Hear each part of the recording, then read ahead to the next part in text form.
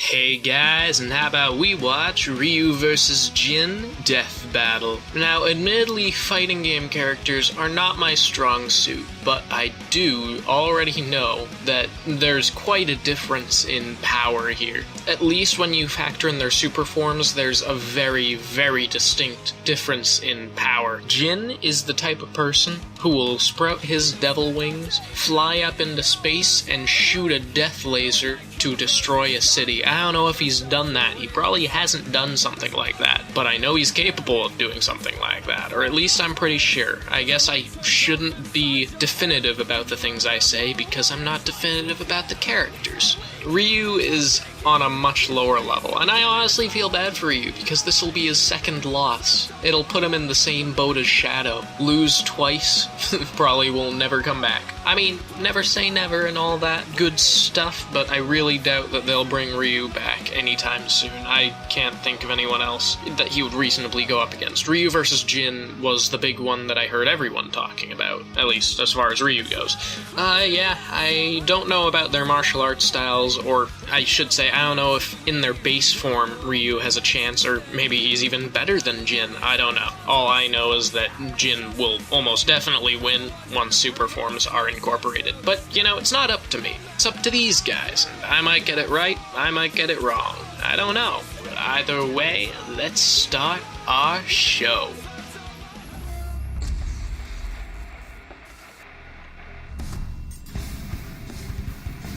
Everyone has different reasons for studying martial arts. For personal honor, to improve health, and for kicking the crap out of the other people. Like with Ryu, what was that spark that came out of that guy's chest? and Where'd Jin that come Kazama, from? the power-hungry martial arts master Magic, I of guess. Tekken. He's Wiz and I'm Boomstick. Oh boy. And it's our job to analyze Hey, their Hachi, weapons, you okay? armor, and skills to find out who would win a death battle. He's the hero the world never knew. His name means prosperous, plentiful, and abundant. He is the Wandering Warrior. He is Ryu. That's a pretty epic introduction for a hobo. Orphaned at a young age, Ryu was adopted by the martial arts master Goken. Under Goken's training and beside his fellow student Ken Masters, Ryu was trained in the art of Ansatsuken, AKA the Assassination Fist. This ancient fighting style was specifically designed for murder, which automatically makes it the best martial art ever. Well, Goken actually taught Ryu a slightly altered variant of the Ansatsuken. Inspired by karate, kenpo, and judo, Goken's version was a generally non-lethal one.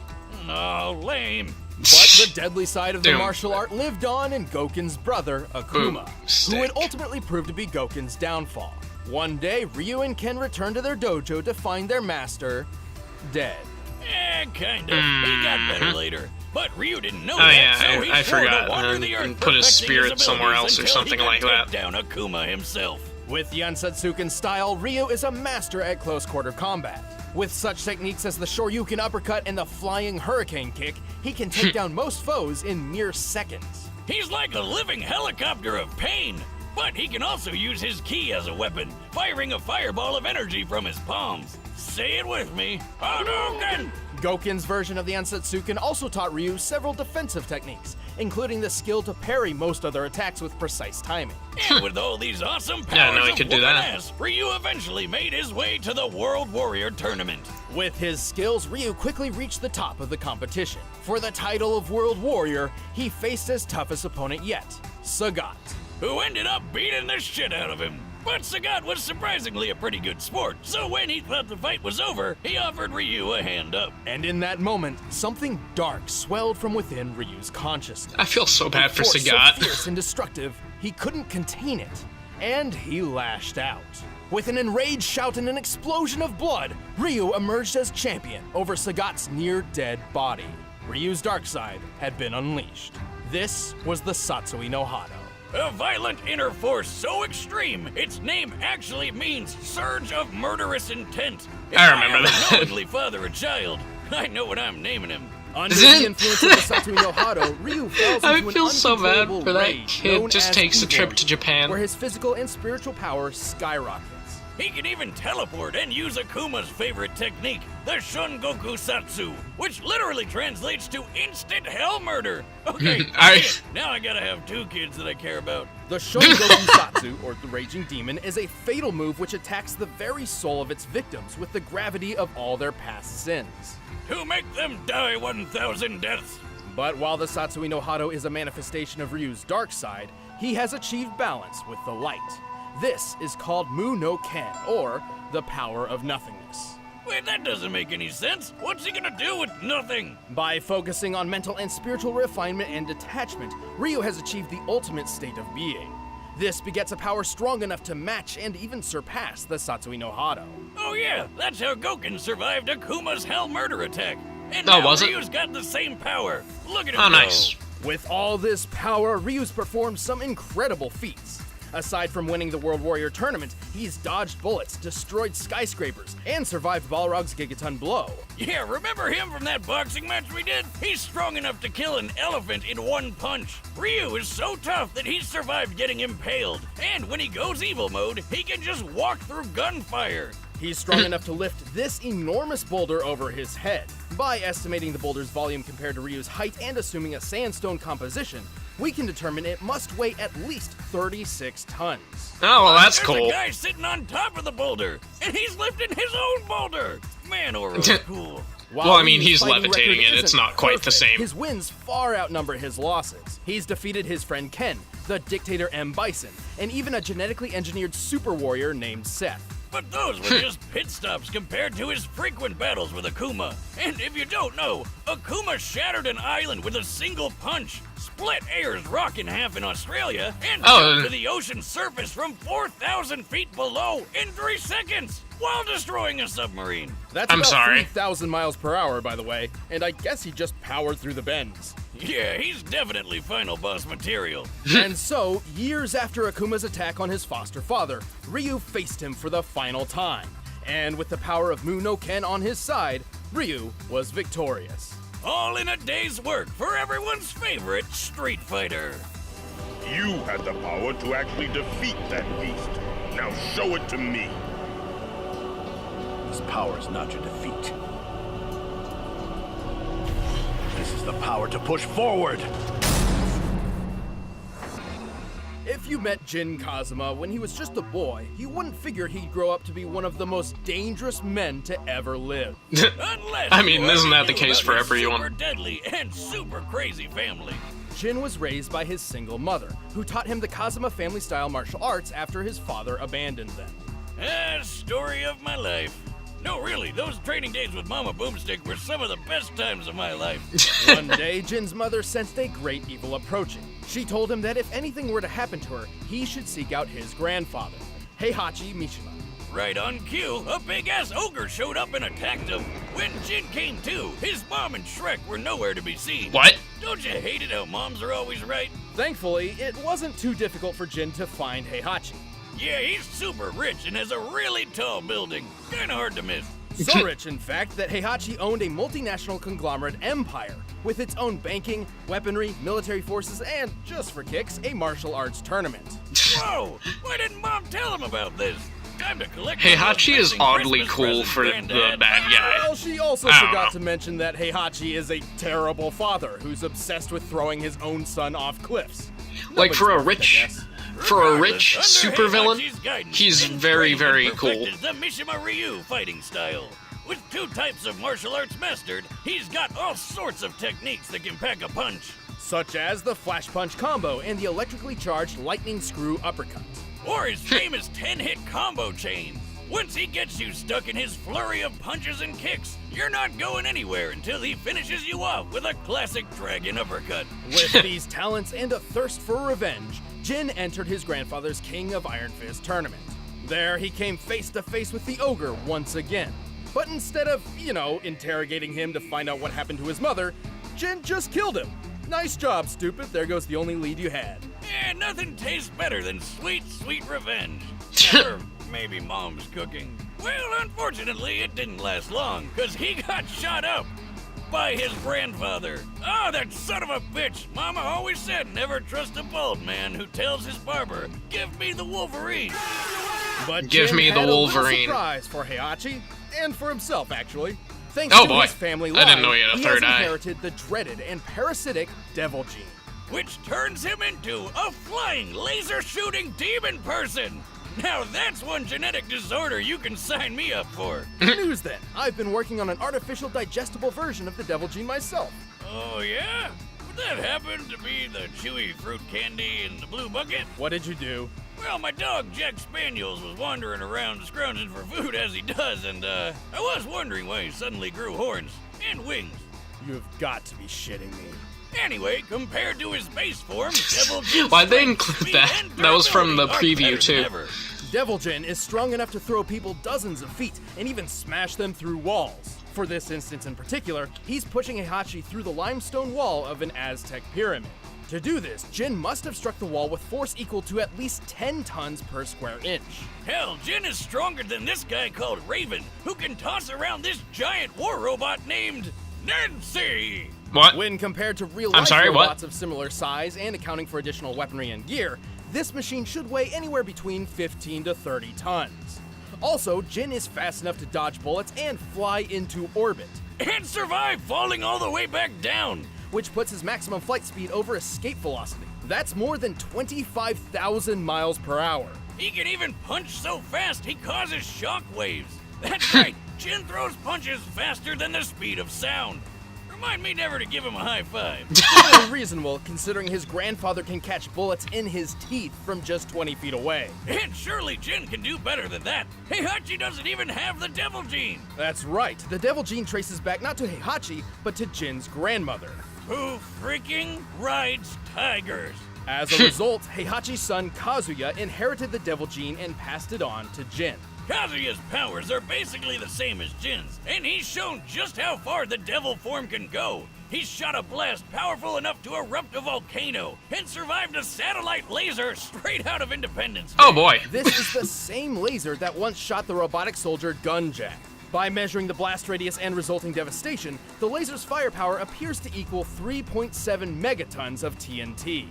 You know the bomb that got dropped on Nagasaki in World War the sequel? Oh, come on. This laser's like 176 World War the sequel. of those hitting all at once. While the Devil Gene can sometimes be difficult for Jin to control, it provides an enormous advantage against almost any foe. With it, he's won 3 of the 4 King of Iron Fist tournaments he's entered. He's defeated Heihachi, Kazuya, and even the supposed OG Devil Man himself, Azazel. Too bad he had to start World War II sequel just to find him. What? Jin's certainly no World angel War and the hardly Second's a hero. sequel. Still, when it comes down to it, he is the child of destiny, and not even the devil's blood can seal his fate. Can't you understand? All this fighting is pointless. It's never gonna end. It will end with this bloodline. And that is why I fight. All right, the combatants are set. Let's end this debate once and for all. But first, all this talk of gin is making me want to pour a glass and eat some delicious Blue Apron.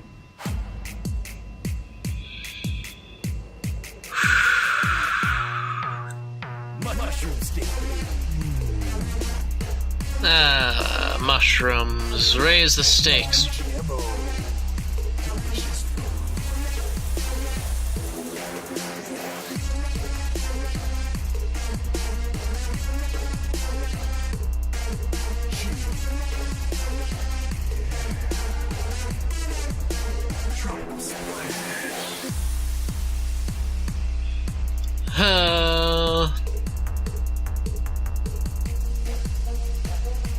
Wait, why was he cutting Now, chicken you're with a butter probably shouting at your knife? screen, where do I sign up? So check out this week's menu and get your first 3 meals free at blueapron.com/battle. That's blueapron.com/battle to get your first That does 3 look meals good. free. I'll admit, the finished But right product now, looks pretty it's good. time for a death battle! Yep, let's see it.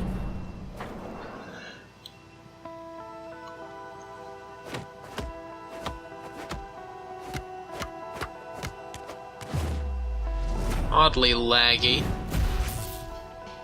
Oh, that's better.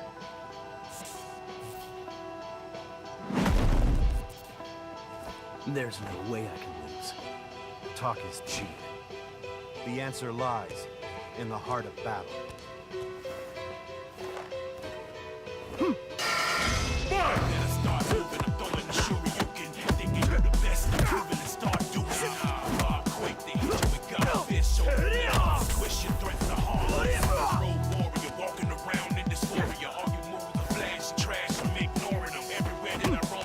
So base form, I'm pretty sure Ryu's actually faster. Only once the Devil Jin comes out will he have the upper hand.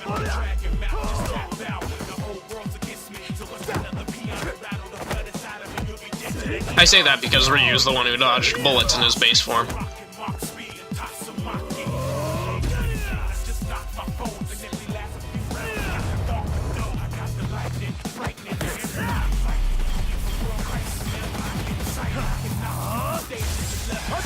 Oh boy.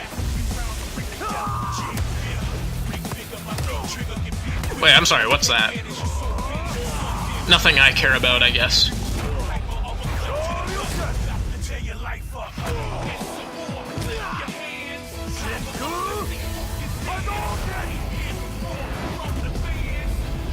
You can do better than that. Come on!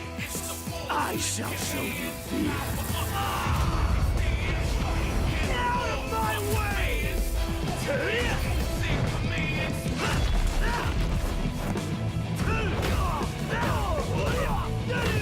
You insect!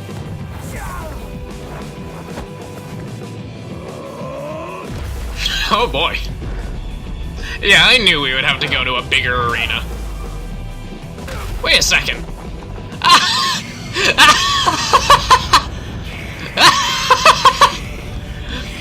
They just borrowed this,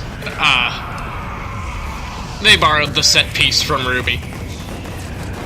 Oh, complete with falling rocks and everything.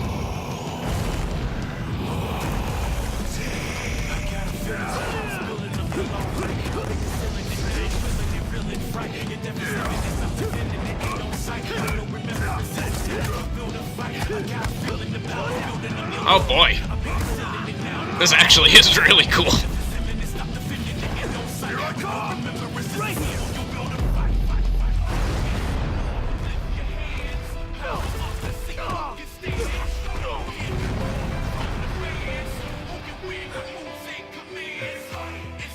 But yeah, this is literally just the Ruby place. I think they covered up the gate with, Oh boy. Is he dead? I don't think so. Not yet. He hasn't used the power of nothingness. There you go.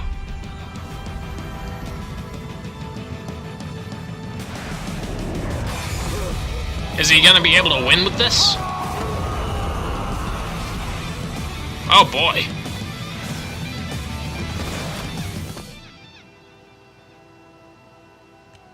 But yeah, they covered up. I walk the path of the true warrior. Oh, he did win. KO! Oh, I get why it's called the power of nothingness now. There's nothing left in his chest. This one was a tricky match to decipher. Both Ryu and Jin had many displays of incredible feats, but very few truly showcased the upper limits of their power. We know that in their base forms, both could lift around 30 tons and move at supersonic speeds. Also, we know Ryu could maintain a much better level of control and discipline in Muno Ken than Jin in Devil form. Yeah, hardcore Tekken fans know he had pretty good control over it in that Blood Vengeance movie, but it's pretty inconsistent with game canon. Even Tekken's creator has said it's not canon. Also, Jin's fall from orbit feat was impressive, but it is hard to quantify due to its presentation. Even if we assume we are to take it literally, a man of Jin's size landing at terminal velocity would equal around 18 tons of force. But to find their limits, we had to scale them to comparable characters. Scaling Jin to his father Kazuya was logical. Kazuya survived that 3.7 megaton laser blast, and it's clear it was necessary for him to be in devil form to do so. Kazuya's own laser blast was strong enough to help kick off a volcano's eruption, a feat which could require up to 100 megatons of TNT. But that's a very generous estimate, and its actual potency is likely much less. Since their power comes from the same place, and Jin's even defeated Kazuya before, it's safe to say Jin can do all this too. As for Ryu, we knew exactly who we had to scale him to. Let's talk about Akuma. First off, just to prove this scaling is reasonable, Ryu and Akuma share very similar abilities. Both were trained in the Yatsutsuken fighting style, and both possessed the Satsui no Hado. They fought each other several times, and when the story was all said and done, Ryu emerged ultimately victorious based on his skill alone. Now that that's out of the way, let's watch Akuma punch an island to death. With a single strike, Akuma managed to break apart an entire island so thoroughly that Ryu, who was on the island, was left floating helplessly in nearly clear water. Assuming the island is somewhat circular, we've estimated the volume and deduced that in order to fragment the island like this, Akuma's punch must have been over 400 megatons of TNT. That's more than 4 times stronger than anything a Devil Gene has pulled up. Okay, And that's Ryu takes fair blows enough. from this guy all the time. Sure, Ryu wasn't getting hit with 400 megatons every time Akuma landed a punch, but the most a Devil Gene carrier has ever survived amounts to less than 1% in comparison. Even if Jin could survive a strike as strong as Kazuya's volcano feat, it still pales in comparison. The fact that Ryu survived being on the island as it was blown apart helps justify this scaling too. Well, Jin still takes the speed advantage with that flight into orbit, but it doesn't mean much when the difference of power and toughness is this massive. Okay. When it came down to it, Ryu's strength, durability, and control were just too far out of Jin's reach. Wait, Wiz, we forgot a feat. You remember that gun Jack robot? A later model of Jack once destroyed a meteor. Couldn't we just scale Jin to that? Well, it's unsupported by canon material, but even if we did, guess who destroyed an even bigger meteor? Akuma? Akuma. Damn. Well, Jin up, everybody. Ryu's taking care of business. The winner is Ryu. Well, Thanks that for was watching. actually If you guys want very exclusive informative. commentary on the episode, just click that little box right over there. And if you want the battle music from this episode, you can get it by clicking the link in the description. I know. You know I the know. fun. I did actually really like that one.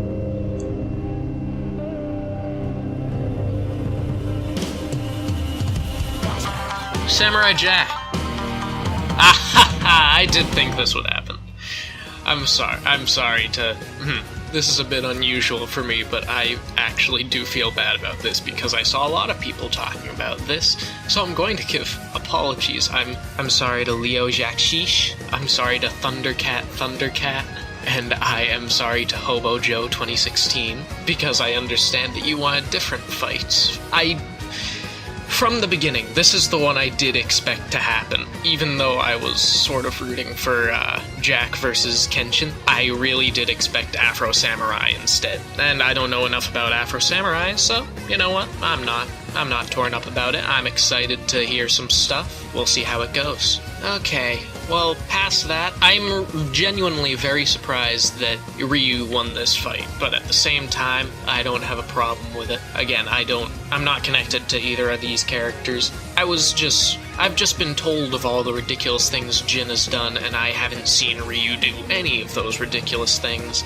Power scaling is something that I've always been really iffy on. This is an instance where it can be used, but at the same time, it's kind of annoying to me personally. Also, since we're here, I also want to point out the musical masochist. I just, yesterday, was saying how I thought this was going to be an easy fight to predict, and I was completely wrong. So, I would say kudos, but you didn't even say that Ryu would win. Anyway, I just wanted to point out that. If you liked the video, you can leave a like down there. If you didn't, leave a dislike. And if you want to see more videos like this from me in the future, then you can subscribe to the channel. Alright, I will see all of you in the next video.